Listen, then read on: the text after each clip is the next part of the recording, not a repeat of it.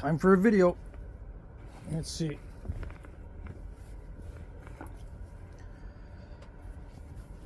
Who remembers Mr. Rogers' Neighborhood, where the intro he'd change clothes before starting the show? It made it interesting. So yeah, I'm gonna change backgrounds before starting the show, but I'm gonna show it. Okay.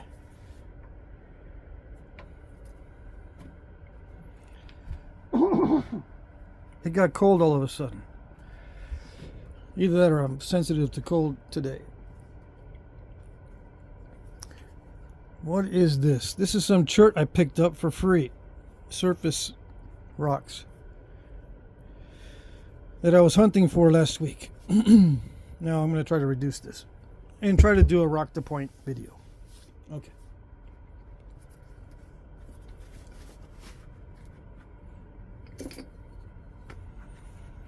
Here's my other one. 9-ounce Bopper and 7-ounce Bopper. Copper, lead filled. And I've been told not to grind it. So, not to grind it to smooth it out, but to tap it.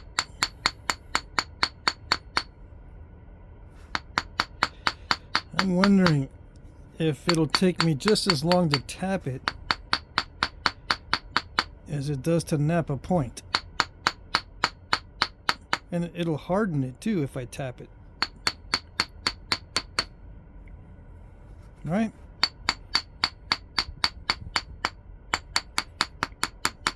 I bet you it'll drive everyone nuts as well. But it's supposed to last longer if I tap down all the lumps. Yeah, interesting concept. Alright, let's see. That's not even close enough to getting it smooth, but we're just going to leave it. Alright.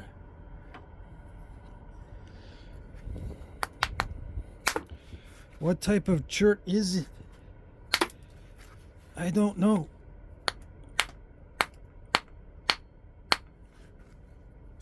What are you going to make? I don't know. How are the boppers doing? How do you like the bopper so far? I don't know. What do you know? I know that I don't know. Oh boy.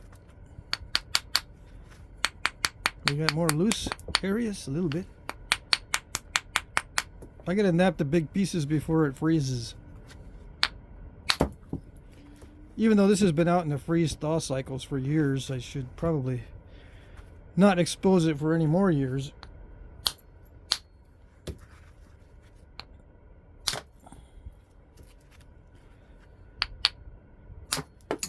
Am I trying to lose length off of it?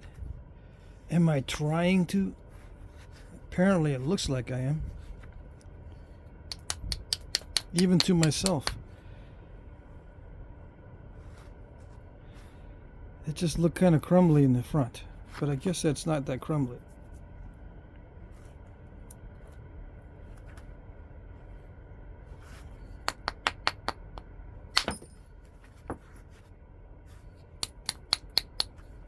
Now, where do you get free flint like this?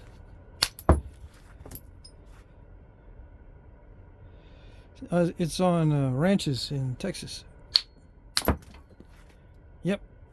You got a ranch? Go look and see if you got rocks in Texas. You don't have a ranch? Dang it. You gotta make friends then.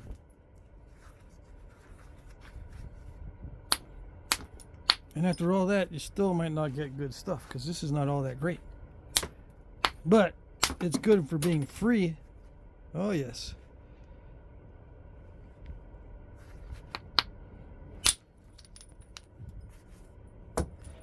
As far as free rock goes, it's pretty good.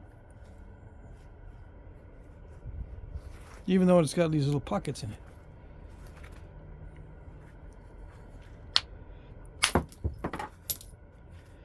Ooh, it's nice right there. next to the nasty cortex. Why is it nasty? It's got cracks all in it. Yeah. The smaller pieces that are coming off of this, I will save the good ones. I don't save all of them. This one's okay. It's a little bit too thin, maybe. I don't know. I shouldn't say too thin because it's never really too thin. It's just sometimes a little wonky. And if it's thin, you can't straighten it out. You gotta leave it wonky. Which is okay if you want to make them like they used to make them.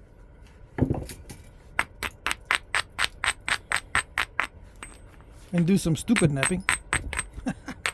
Apparently, I'm getting feedback that it's not cool for me to say they did some stupid napping in the past. Yeah. Apparently,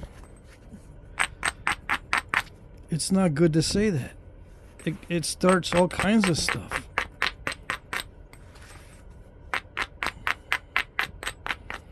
Yeah. Start some stuff. If you like reading comments, just read some of the comments I've gotten lately. I'm not going to single anybody out personally or individually, but apparently people didn't nap like this, like me, like the way that I nap in the past. No.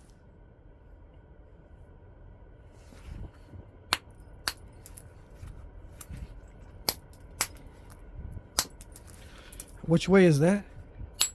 Well, not knowing exactly what's going on or how to fix mistakes. I don't always know how to fix mistakes or why something goes wrong.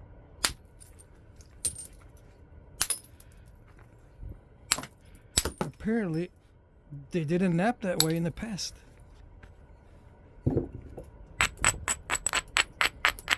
I can't compare myself to them. Oh well. I gotta try something else. I gotta rethink my whole strategy. I've got to understand fracture mechanics just like they did back in the day. They didn't have any math, but I guess they understood fracture mechanics.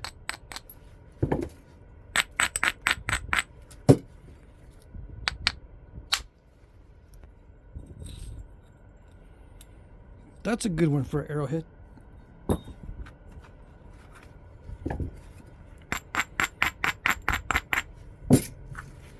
Now let's see if I can do it again. No. Why did I mess up there? I didn't do it right. What's the exact reason why I messed up there? Well, there's usually not one explanation. It's a compounding effect of many different variables. So I can say that, you know, the platform wasn't at the correct angle or something, but there's probably other things to it, like I didn't hit hard enough, or this material, misjudging this material, or something like that. There's usually more than one explanation, so even if I came up with one or two correct things, if there was like 3 different variables, I still didn't get the explanation correct. And I still didn't learn. Nope. But apparently they didn't nap that way in the past. Yeah. They learned immediately. And they knew. Regardless if they were new nappers or young nappers or tired nappers.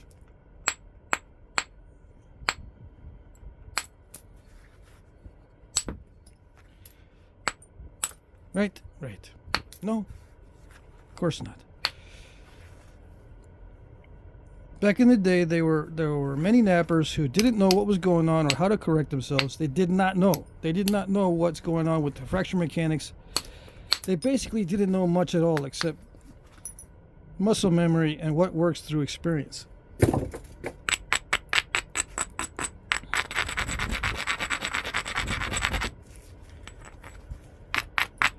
And even if they did learn, I believe that they didn't always apply what they learned.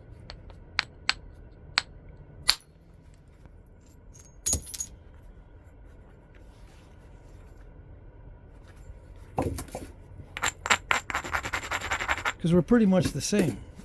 Human brain hasn't changed much in the past 10,000 years, if any. And if it has, it's gone down as far as ability.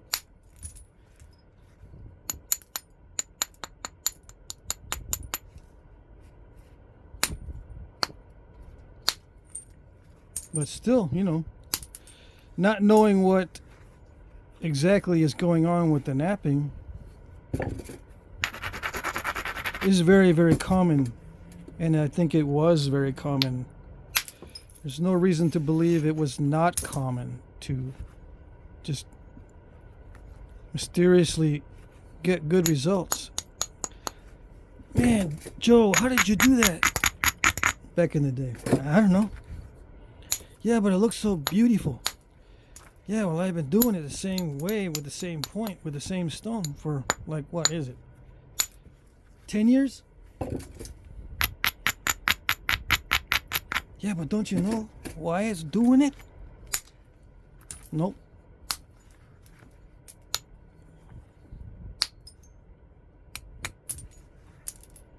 I think that was very common. They didn't know why they were doing things. A lot of times they probably did not even know who invented their particular style that they're working on. Who was it that invented this arrowhead type again? I don't know.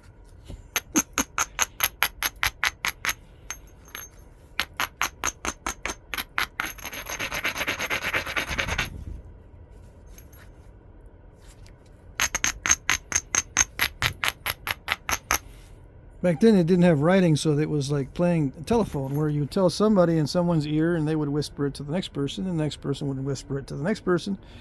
So the guy that invented it had a name to start with, and over years and years and years it probably wasn't even remembered correctly, and the correct guy's name wasn't even known, even though they may say they knew.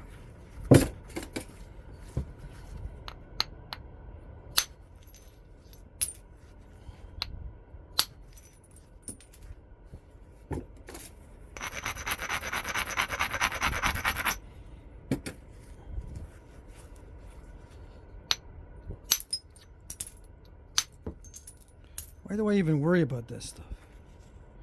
Well, it's part of answering questions. Part of the reason why I do this is to answer questions. I don't have all the answers, although I would love to. It's not fun to be searching for answers, especially when the people you want to get answers from get all emotional.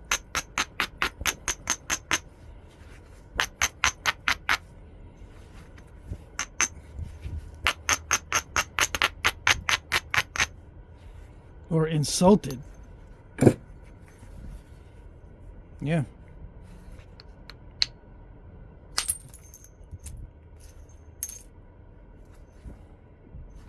Let me see.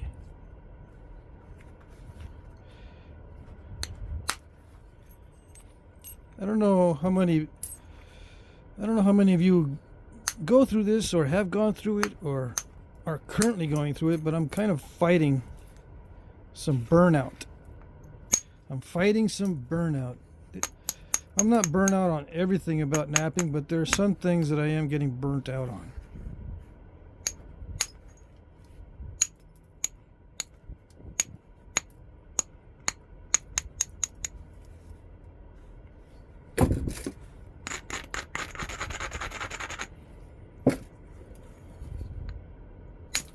One of the things is answering questions on how it was done in the past.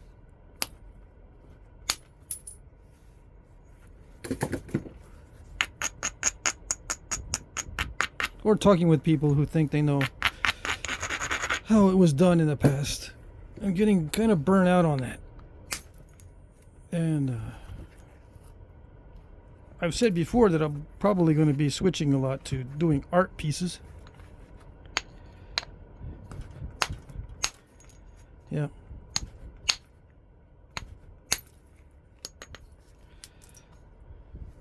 It's difficult to talk about technical things because there's so much involved that I can't do it all in one video. So you got to have the context of a lot of different videos. Like I could say something in one of my latest videos and sound like I know it all, but in a lot of my other videos I say I don't know it all, I'm just giving my opinion. But without the context, you think that every video I do I'm pretending that I know it all. And it seems like every video I don't make corrections to mistakes. I just keep doing the same mistakes over and over. If you've only watched a few videos where I make the same mistake over and over, you don't have the full context.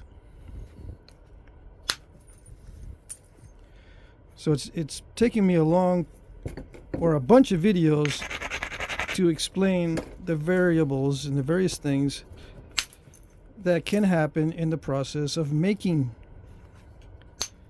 the artifacts in the past. But if you don't have the context of all the videos I've made on the topic, or all the yip yap that I've spewed in the past on the subject, you're going to think that I don't know very much, or I don't admit too much. Like I don't admit to making mistakes, or I don't correct my mistakes, or I don't learn, I don't advance, I don't change. There's no movement, there's just stagnation.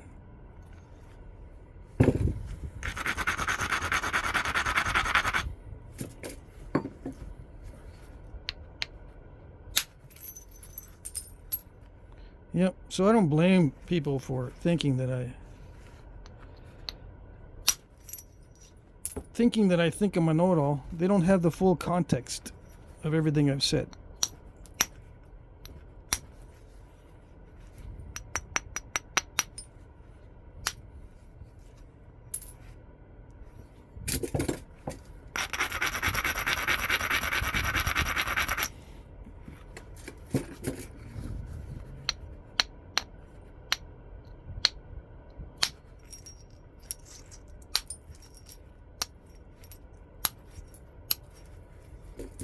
Or everything that I've done. Or why I speak while I'm napping instead of explaining what I'm doing. Why I speak about different topics and I'm not concentrating on letting you know exactly what I'm doing. Or letting you know where I'm making corrections where I think I'm making mistakes. I'm just yip, yap, yip, yap. Nip, nap, and not explaining what I'm doing. I'm getting burnt out on explaining what I'm doing. I already got a lot of videos on the subject. But if you don't know the context, then you think that I've never explained what I am doing.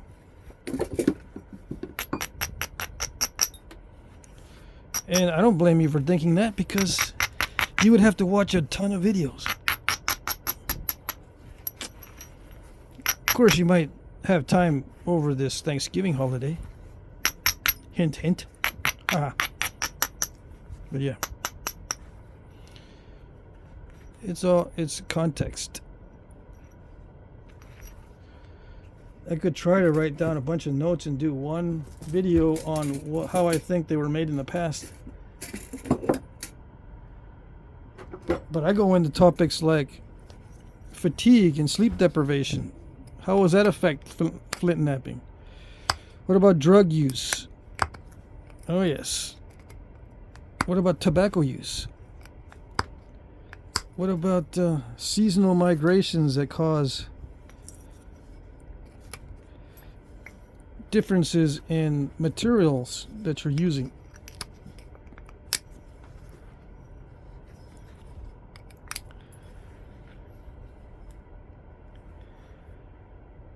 Materials for tools, the tool materials like the antlers and stuff. Of course, you can bring everything with you, but it'd be better if you knew where the quarry was in your seasonal camp, and you collect tool materials for your knapping tools there, so you don't have to carry everything, because you're already going to carry your shelter. This is before horses. You carry your shelters, you carry your children, you carry your weapons. There's spare clothes and all this food, dried food. You got a lot to carry.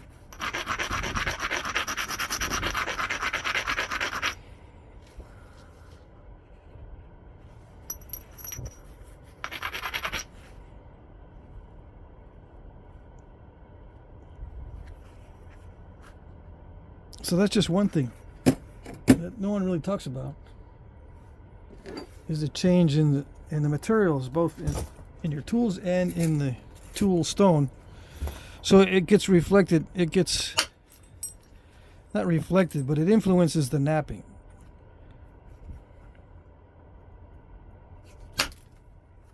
And it may look like someone else or some other group made the point style that you're looking at, when actually it's the same group. It's just they moved, so now they have different tools to work with and different tool stone, so the points look a little different.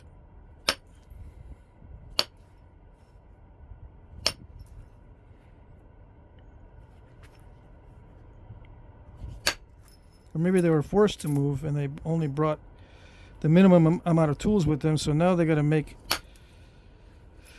they're finding themselves making the points out of expedient tools. Some of the points, not all of them. And those points made of expedient tools look a little stupid.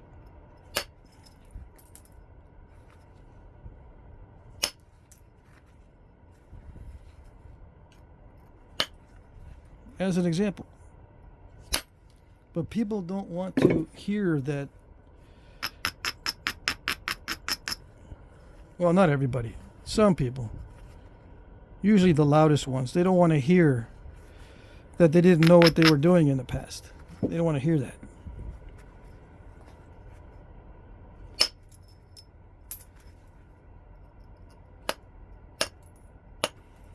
And you know, of course, it is a thing to not know what you're doing, or why something happens, or how, they don't know how to correct some mistakes. And also, they might not care. You can't say that does not happen. And I've still got a lot of artifact videos to show you. And if you haven't been around to see those artifacts that I've been showing, you won't know what I'm talking about when I'm saying that there are mistakes on the artifacts. Careless mistakes.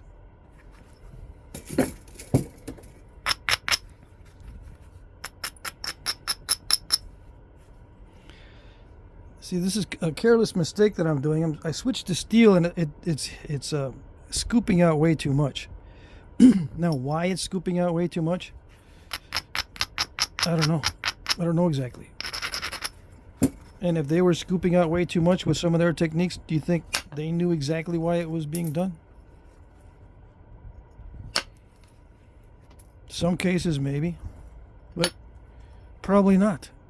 They probably did not know how to correct some of the things that look like mistakes to us.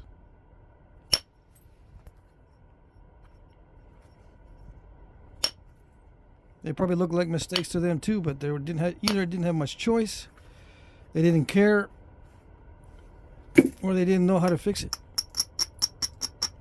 Now you can say, well, sometimes they have places where you just can't fix it, okay? Can't fix it, that's why. Yeah, sometimes there are places where you just can't fix the mistake.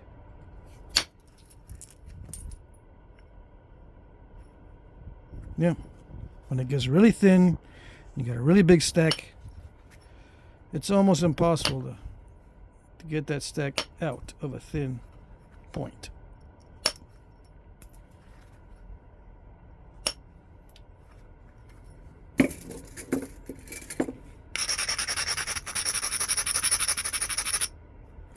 Okay, so that's like 1/3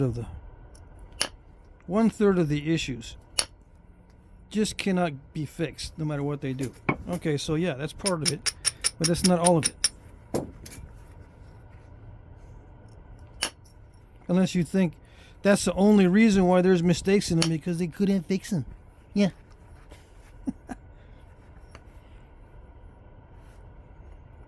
Nobody could, not even you.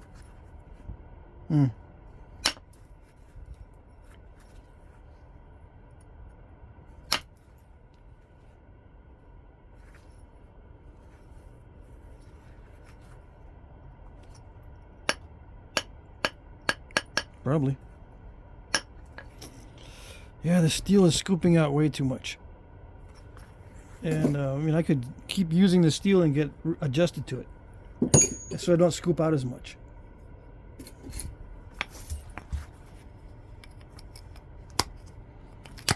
I don't need to know why it's scooping it out. I just need to change my little variables. I need to change the variables a little bit. I don't need to know why. I just, okay, let's start changing the variables a little bit. See if it works better, and then if it does, I stick with that. Now, of course, it'd be more efficient if I knew why. And maybe I should have not started with steel. Started knapping this with steel in the first place. But I can't be very accurate with the bopper, so I switched to indirect percussion. I didn't know exactly what it was going to do.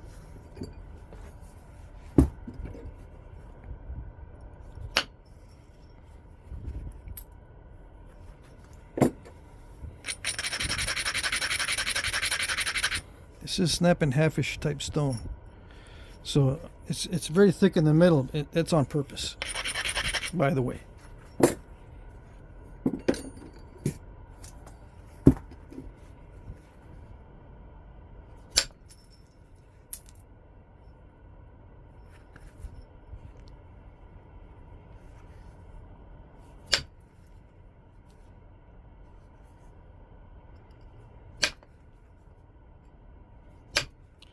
And if, let's say that I know that if I start with an experiment, it's going to lead to stacks along the edge, let's say. And I do that a lot, because I start with an experimental technique. Like, let's see if steel works, and boom, oops, I get a stack like this. Does that mean that I don't know what I'm doing? Yes. But it means I don't know what I'm doing because I was experimenting. Not because I'm ignoring lessons that I've learned in the past. Because you cannot judge what's going to happen ahead of time. I cannot see the future. It might have worked okay.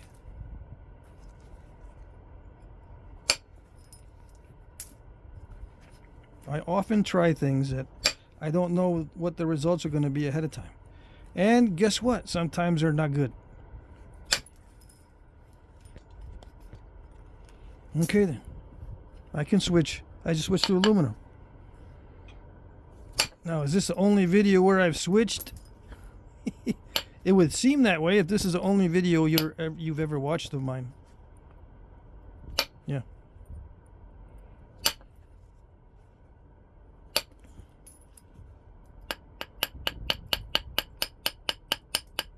You don't know.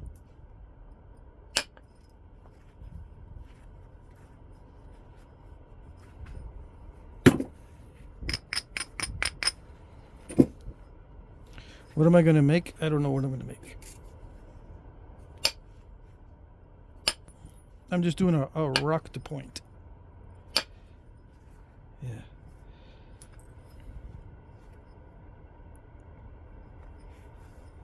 It looks like it's not bad as far as nappability goes.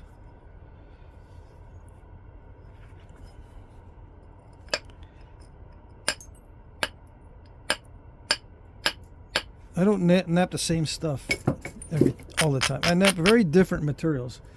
One day I'm napping Obsidian, one day I'm napping tough raw stone, the next day I'm napping this high grade in most areas, but then there's some areas that are inconsistent. So inconsistent rock, consistent rock, hard rock, Obsidian, easy stuff, Dacite, and then back to hard stone.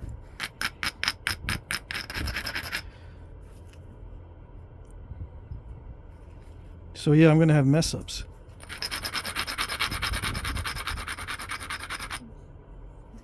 But you just adjust. I just adjust.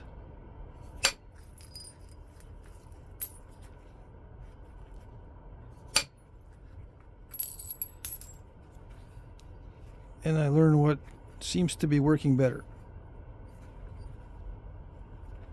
Yes or no? If I'm making the same mistakes over and over and over unnecessarily, that would not be good.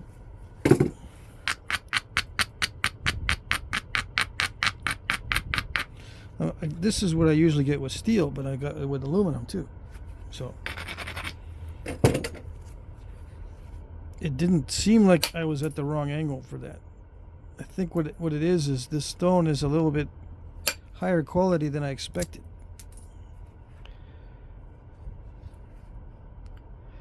And yeah, you hit the higher quality stone at a slightly different angle than you do the bad quality stuff.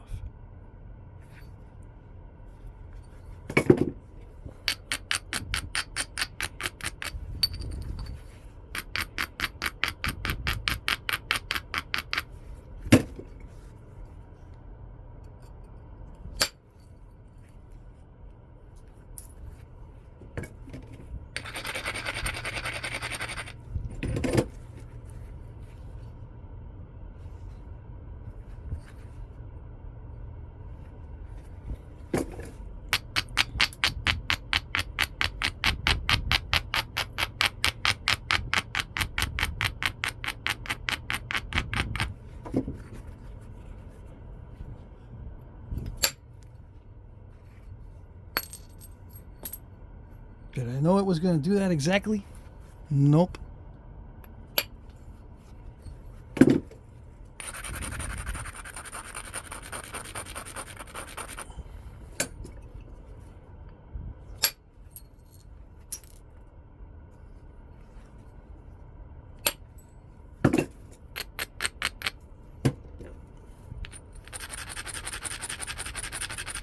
I'm just trying this out to see how it works.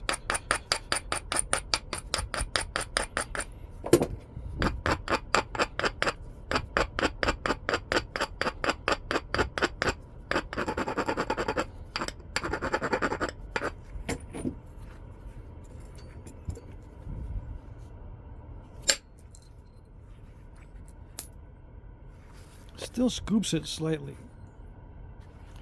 Too much inward force.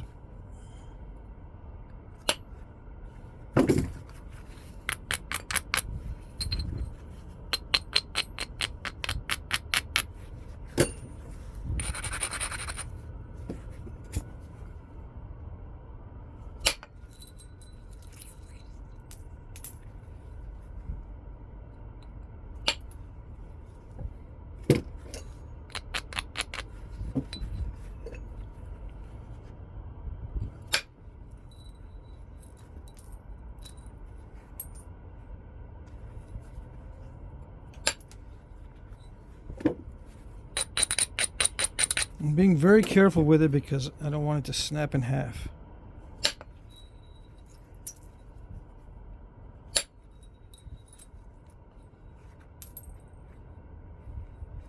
Still a little wonky.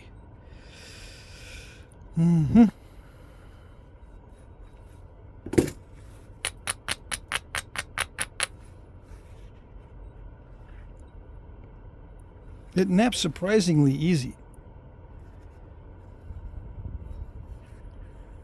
Yeah.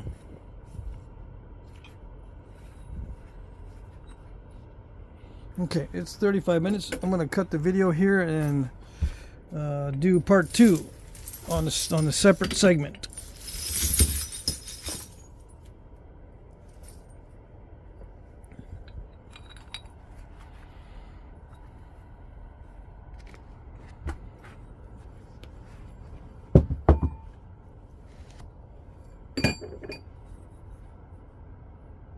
Okay, part 1.